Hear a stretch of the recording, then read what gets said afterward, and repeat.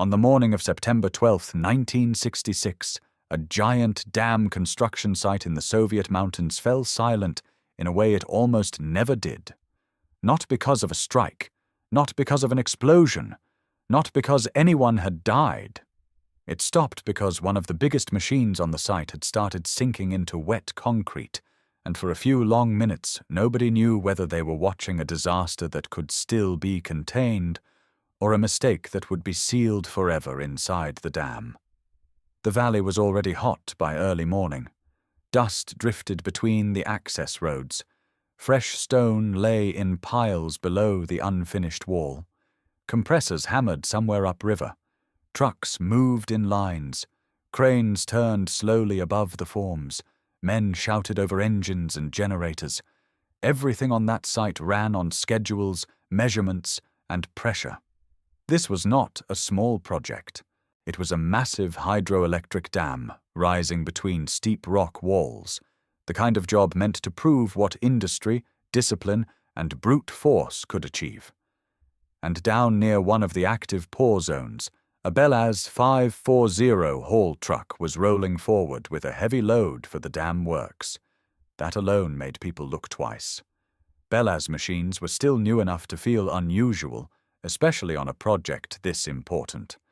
Built for brutal weight, for hauling broken rock, crushed stone, and heavy aggregate where ordinary trucks had no business going, the machine looked less like a normal vehicle and more like a moving wall.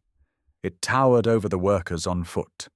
Its tires looked enormous beside the men guiding traffic. When it moved, it did not seem fast, but it carried the kind of weight that made speed irrelevant. Once it was committed, it was committed. That was the danger, and that was exactly why the next few seconds became impossible to stop. The truck had been assigned to carry aggregate and heavy construction material to a temporary working platform near a fresh section of foundation concrete. The access route had been marked for controlled movement, but on a site this large, one bad instruction, one missing sign, or one rushed change in the work sequence could put a machine in the wrong place at exactly the wrong time. The driver, a veteran operator named Viktor Melnik, had spent months moving material around the valley. He knew the difference between solid ground and deceptive ground. He knew how a loaded truck felt when the surface under it had real strength, and how it felt when that strength was only a thin crust hiding weakness. And then he felt it. Not a collapse all at once, not a dramatic crack. Just a wrong feeling through the steering wheel, and the seat before his eyes could even confirm it. The front end dipped. The temporary crust over the pore zone had not cured enough to carry that much weight. Maybe the route marker had been placed wrong. Maybe the section had been opened too early. Maybe someone believed the concrete had already set when it had not. The reason would matter later. In that second, it did not matter at all. What mattered was that the front tires had broken through. The BelAZ lurched forward. The steering kicked in Victor's hands. The loaded body pushed from behind like a wall. A haul truck that size does not stop the way a car stops. It does not forgive hesitation. The machine's own mass now worked against it. The front axle sank deeper. Wet concrete and slurry burst upward around the wheels. Men on the ground started shouting. A whistle blew. Someone ran toward the edge of the platform and then stopped, because there was nothing any man on foot could do. Victor had only seconds. He tried the brakes. He felt the truck slide. He knew. He opened the door and jumped. Witnesses would later say the moment looked unreal, almost slow, as if the truck itself could not decide whether to hold or go under. The nose dropped farther. The rear lifted slightly under the momentum of the load. For one strange instant, the BelAZ seemed to freeze at an angle no machine that size should ever reach. Then gravity won. The front of the truck tore through the surface and drove into the wet mix below. The load shifted hard. The frame twisted. The massive rear wheels spun once, throwing gray spray, then lost traction. The truck settled deeper, heavier, lower. The engine roared, choked, and died. Then came the bubbles. Then came the silence. Across the site, work stopped. It was not a full shutdown of the entire project, not at first. But in that zone, and in every crew connected to it, men froze where they stood. Foremen yelled for measurements. Engineers were called in. Supervisors ran numbers in their heads before they even arrived. Everybody understood the same terrible truth almost immediately. A machine that large had just entered a section of concrete that was already curing. If they tried to yank it out, they might ruin the entire section. If they left it there, they might be burying dozens of tons of steel inside one of the most important structures on the site. For several minutes, nobody argued quietly. This was not just about machinery. It was about chemistry, load distribution, schedule delays, structural risk, and reputation. Concrete in a dam is not poured like a sidewalk. It is controlled, layered, calculated. Temperatures matter. Timing matters. The bond between lifts matters. If a setting section is disturbed too late, the damage is not cosmetic. It becomes structural. It becomes permanent. When the chief engineers reached the site, the BelAZ was already buried past much of its lower structure.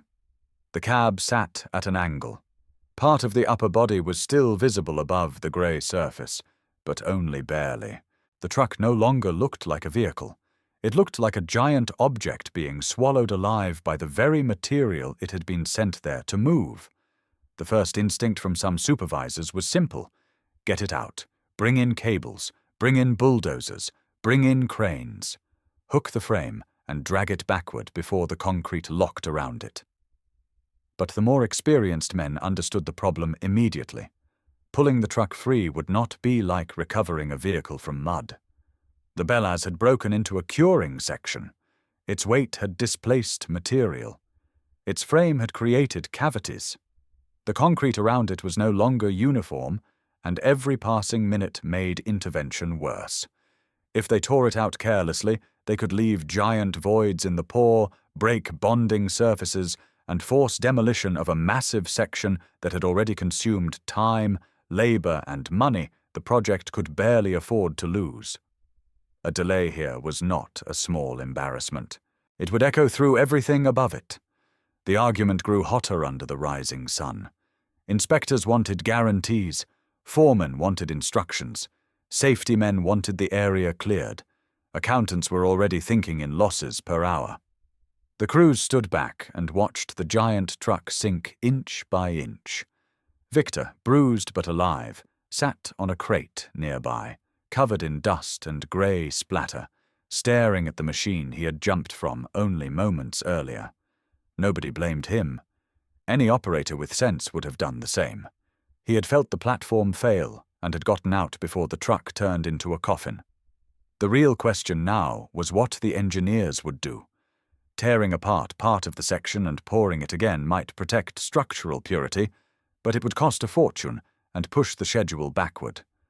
Leaving the BelAZ inside the dam sounded insane at first, but engineering has never been about what sounds clean.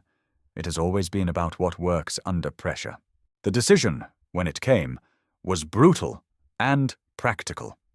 Leave it. Not because the truck did not matter, not because the loss was small, but because the structure mattered more.